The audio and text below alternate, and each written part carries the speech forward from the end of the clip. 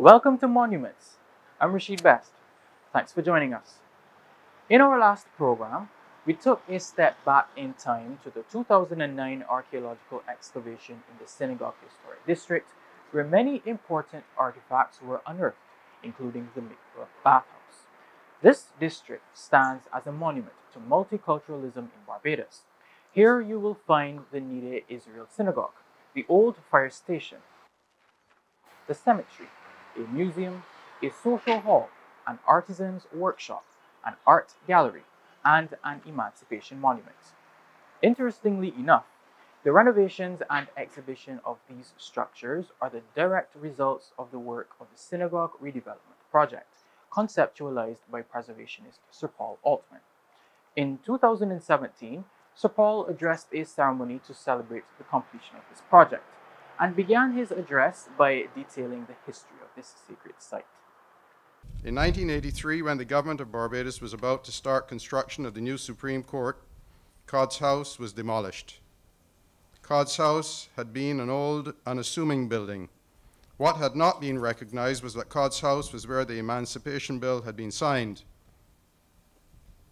Today, the Emancipation Monument stands where this building had once been located.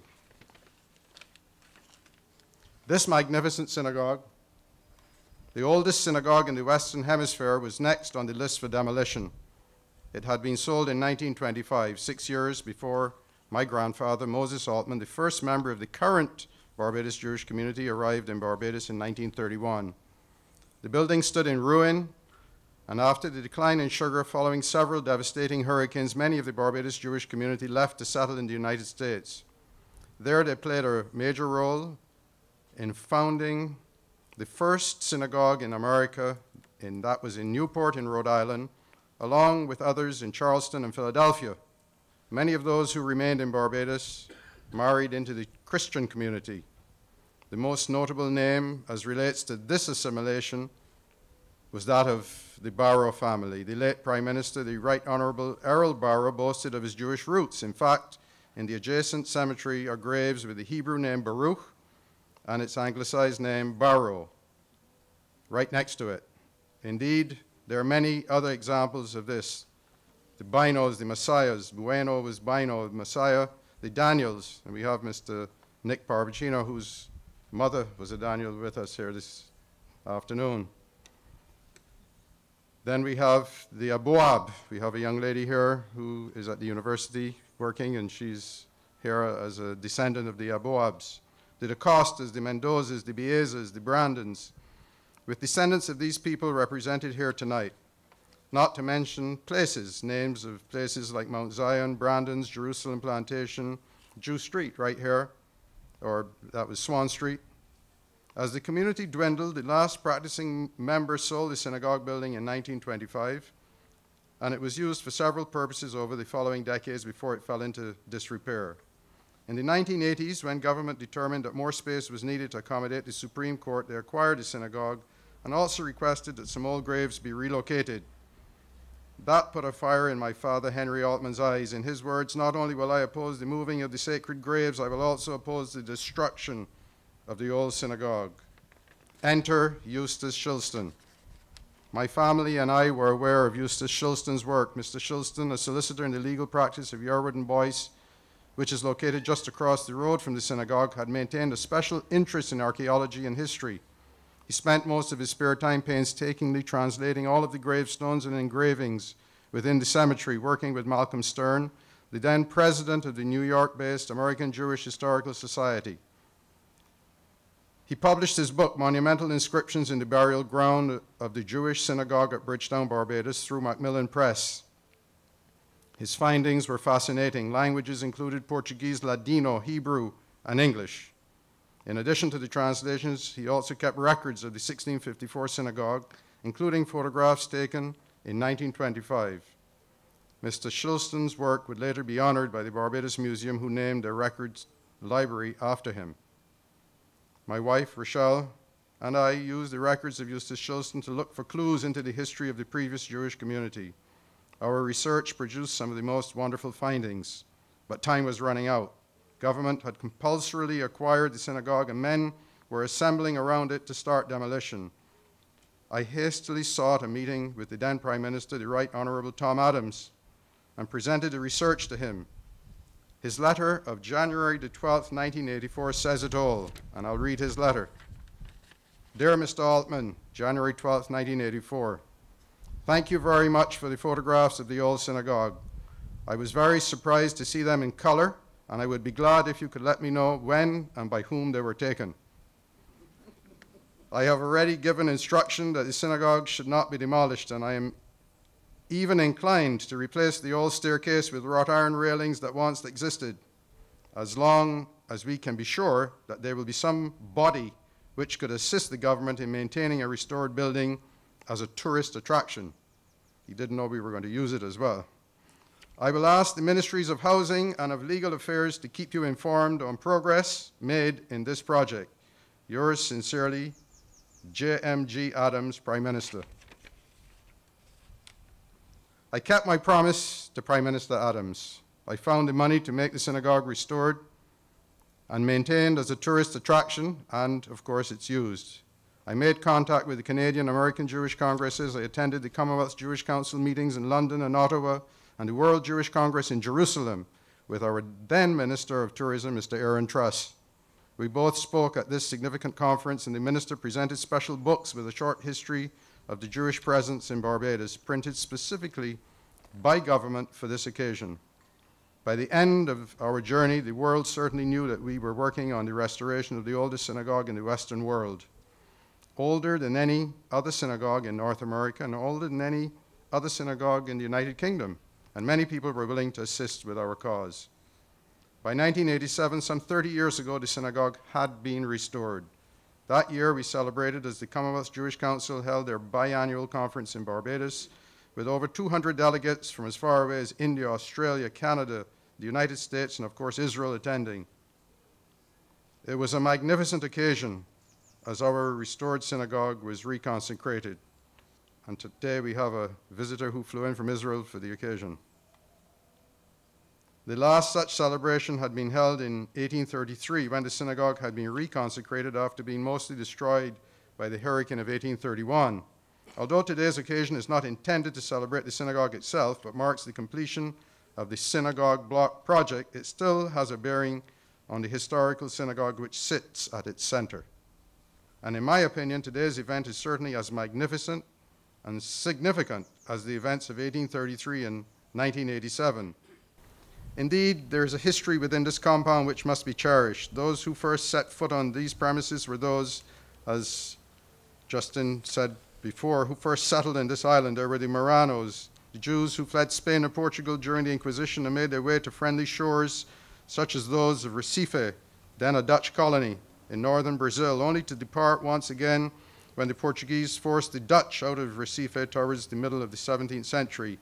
This time they settled in Barbados and then spread throughout the Caribbean, bringing sugar and the art of refining it with them. In fact, some people would suggest that it was these refugees who gave Barbados its Portuguese name, Los Barbados, the bearded ones, as all the Jewish men at that time would have worn beards. But that's another discussion for a different time. This district is indeed a place of historical significance, not only for the Jewish community, but for all Barbadians. You might recall that the first major restoration occurred in 1986, and this was the impetus for the restoration of a number of other monuments and historical sites. Today, this corridor is a place of learning and reflection for our people. Once the synagogue was restored, I approached government to provide a second building to allow a museum to be built, the Nidhe Israel Museum, which is behind in that direction, speaks for itself. Only the walls are original and with their plaster removed to reveal the magnificent coral blocks. A new steel building was constructed within the old walls by one of the most committed contractors from St. Lucie, Mr. Emil Eddie Edwards. Eddie is here with us tonight, and he went on to restore the mikveh, which is the small building here, or a ritual bath, and to work tirelessly with experts to restore the graveyard. Please let us recognize Mr. Emil Edwards. Eddie then went on.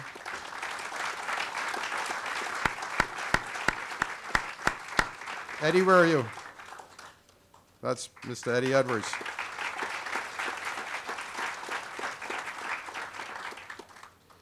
Tonight, we must record the work of the final phase and recognize the immense generosity of the major donors, Mr. and Mrs. Michael Tabor, who gave all that was necessary to complete this project through the Tabor Foundation.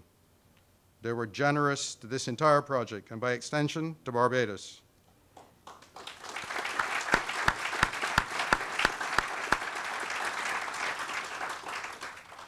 This final phase is a gift to Barbados, inspired by our island's 50th anniversary of independence. It completes 30 years of nurturing, and with the synagogue at its center now includes the Nidhe Israel Museum, the mikveh or ritual bath, a restored and expanded graveyard, a monument to emancipation and to the Quakers who shared this part of Bridgetown with the Jews, a new social hall which is at your back, a new fire station museum which also houses an art gallery and cafe, and a restored artisans building which will house local artisans, including a shoemaker who has been operating from this site for many years. 30 years ago, a master plan was drawn up to include the entire city block surrounding the synagogue, just as you see it today. This demonstrates the ultimate definition of patience. And we have with us here this evening the Chief Town Planner, Mr. Mark Cummins, and I want to recognize that he gave us a lot of assistance as we went along over 30 years. Mark? We can ask Mark to stand. I'm not sure where Mark is. Right here. You can't miss him when he stands up. It is encouraging that as Bridgetown and the Garrison celebrate their World Heritage status, this project sets the tone for many others to follow. For example, the Barbados Heritage Trust, chaired by Mr. Jeffrey Ramsey, has started work on the adjacent Carnegie Library. Jeffrey, who represents the Barbados National Trust on this committee, has produced invaluable work for this project. And we also have the president of the National Trust here with us this evening. Where is my president? At the back.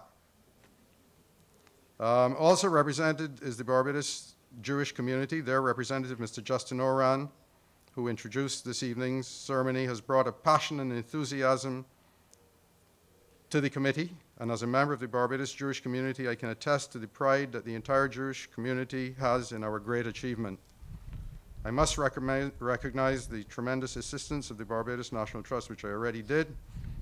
This entire site has been vested in the trust, giving them ultimate control of the site and meaning that no part of it can ever be sold, as it was in the past. I also would like to recognize the assistance of the Barbados Museum and Sir Trevor Carmichael, its president, who served as a director of the Synagogue Restoration Project for many years from its inception, and who drafted the original documents to put it in good order. Thank you, Sir Trevor. As well as the director of the museum, Ms. Alessandra Cummins, Mr. Kevin Farmer, and they are both working on a part of the extended project. Professor Carl Watson, when he walked in, I said I was going to say to everyone that Carl has put a lot of studious work. He's traveled and opened more books and pages and did more studies,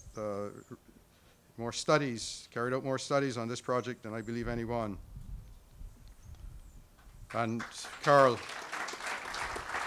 where is Carl? Sitting right there.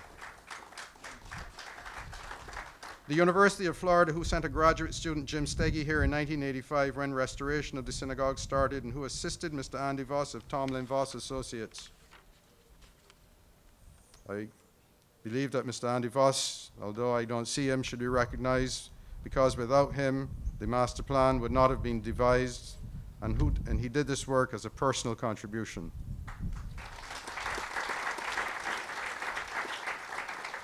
Mr. Charles Leslie, who worked before we had Mr. Eddie Edwards, but Mr. Charles Leslie, who is a master craftsman who patiently worked on the restoration of the synagogue.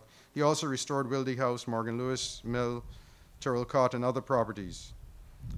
And I'm getting to the main players, Mr. Joseph Steinbach of Steinbach Management Services, the fourth member of the committee, who worked complete magic by pulling together this final phase of development, working with Rothley Construction in a seamless fashion. Joe, I think you need to stand up.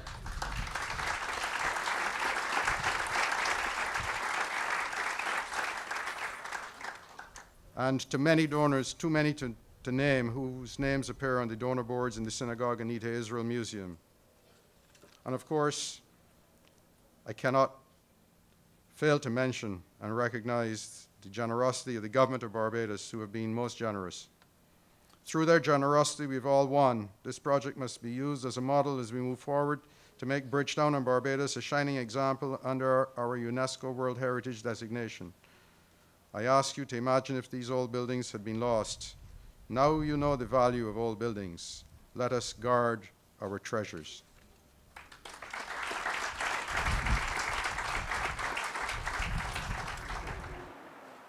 Words of wisdom from Sir Paul. We must guard our treasures. Joseph Steinbach was a member of the committee to restore other areas of the Synagogue Historic District. He provided us with details of the work done to carefully restore the monument while ensuring critical features such as the cemetery and the mikveh were preserved. The Synagogue Block Redevelopment Project is really the restoration and redevelopment of everything outside of the Nidhe Israel Synagogue, the mikveh, the museum, and the burial grounds that had already been prepared by Sir Paul and his restoration committee. So really and truly, it was just the final phase of the vision that Sir Paul and his original group had for this entire city block.